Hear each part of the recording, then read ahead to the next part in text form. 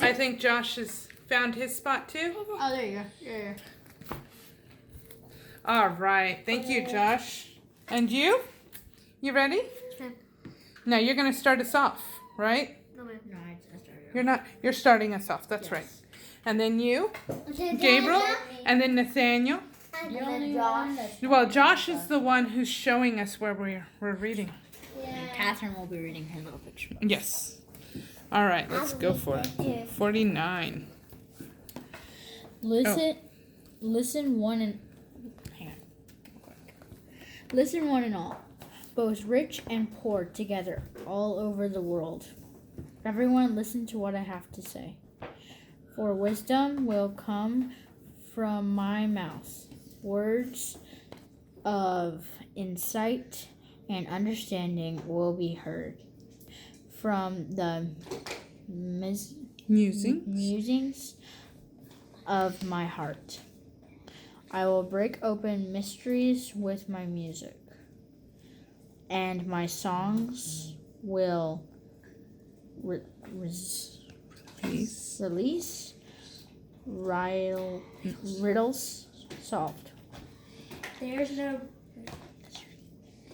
no reason to fear when troubling times come, even when you're surrounded with problems and persecutors who chase at your heels. They trust in their treasures and boast in their riches. Yet not one of them, though rich as a king, could rescue his own brother from the guilt of his sins. Not one could give God the ransom price for the soul of another, let alone for himself. A soul's redemption is too costly and precious for anyone to pay with earthly wealth. The price to pay is never enough to purchase eternal life for even one to keep them out of hell. The brightest and best, along with the foolishness and senseless, God sees that they all will die one day, leaving their houses and wealth to others, even though they name street and land after themselves, hoping to have their memory endure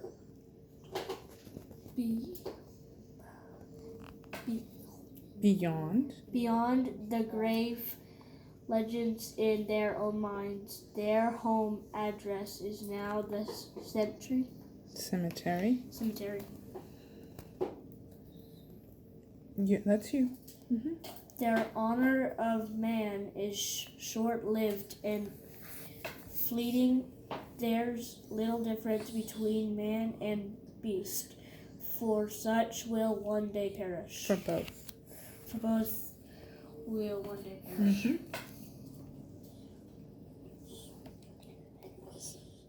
Such is the path of foolish men, and those who perish. No, those who quote everything they say, for they are here today and gone tomorrow. Good job. A shepherd called Death herds them, leading them like mindless sheep straight to hell.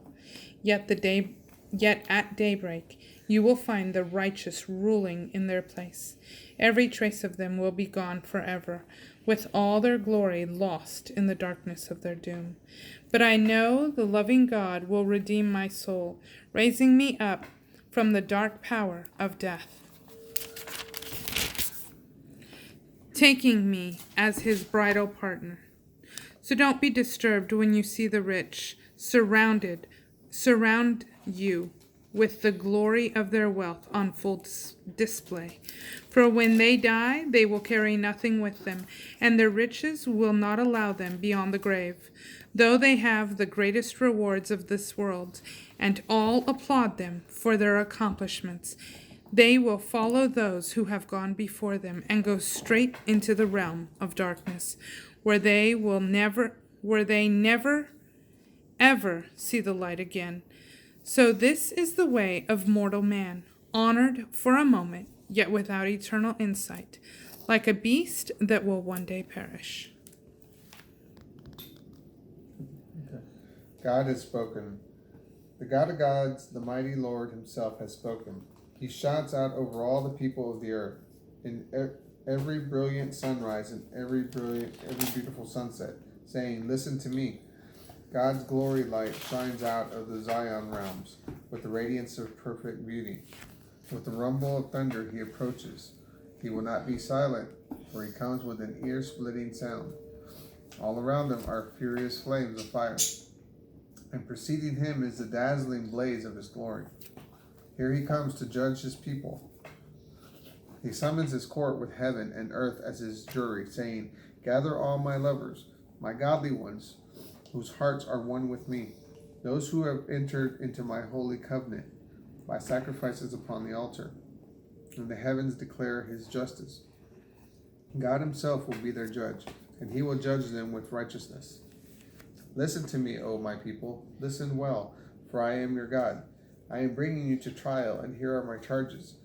I do not rebuke you for your sacrifices, which you continually bring to my altar. Do I need your young bulls or goats from your fields, as if I were hungry? Every animal of field and forest belongs to me, the Creator. I know every movement of the birds in the sky, and every animal of the field is in my thoughts. The entire world and everything everything it contains is mine. If I were hungry, do you think I would tell you? For all I have created, the fullness of the earth is mine. Am I fed by your sacrifices? Of course not. Why don't you bring me the sacrifices I desire? Bring me your true and sincere thanks, and show your gratitude by keeping your promises to me, the Most High. Honor me by trusting me in your day of trouble. Cry aloud to me, and I will be there to rescue you. And now I speak to the wicked. Listen to what I have to say to you. What right do you have to presume to speak for me, and claim my covenant promises as yours? For you have hated my instruction and disregarded my words, throwing them away as worthless. You forget to condemn the thief or adulterer. You are their friend, running alongside them into darkness. The sins of the mouth multiply evil. You have a lifestyle of lies, devoted to deceit as you speak against others, even slandering those of your own household. All this you have done, and I have kept silent, so that you thought that I was just like you, sanctioning evil. But now I will bring you to my courtroom and spell out clearly my charges before you. This is your last chance, my final warning. Your time is up. Turn away from all this evil, or the next time you'll hear from me will be when I am coming to pass sentence upon you. I will snatch you away, and no one will be there to help you escape my judgment. The life that pleases me is a life lived in a gratitude of grace, always choosing to walk with me in what is right. This is the sacrifice I desire from you. If you do this, more of my salvation will unfold for you. Right, so that is, Psalms 49 and 50, and then we have Proverbs. chapter 10, verses 18. Let's see, we have it right here. Oh wait, April. Proverbs 18 to 32.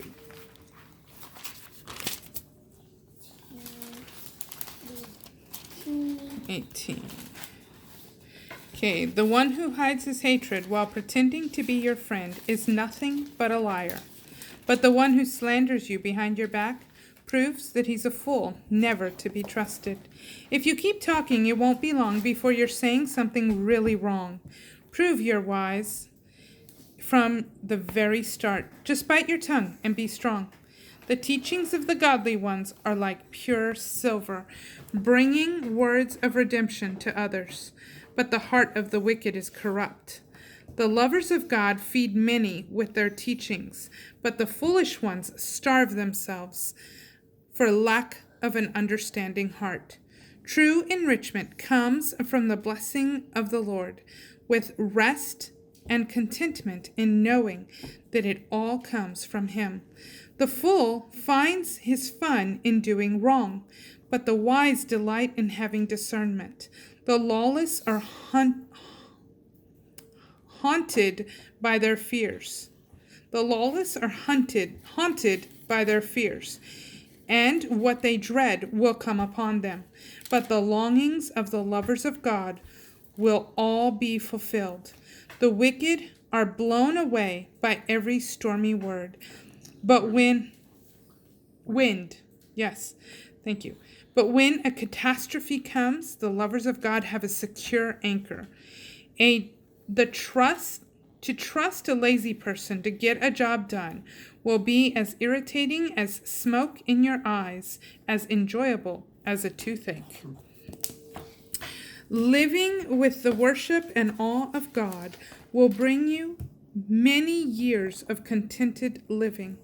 So how could the wicked ever expect to have a long, happy life?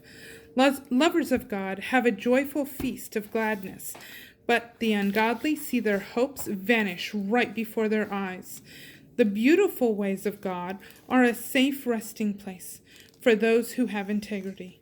But to those who work wickedness, the ways of God spell doom. God's lovers can never be greatly shaken, but the wicked will never inherit the covenant blessings. The teachings of the righteous are loaded with wisdom, but the words of the evil are crooked and perverse. Words that bring delight pour from the lips of the godly, but the words of the wicked are duplicitous.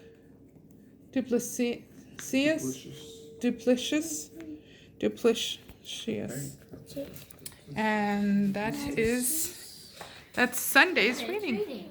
Bye. Have a great day. Please subscribe. Hope you like this video. She didn't make it.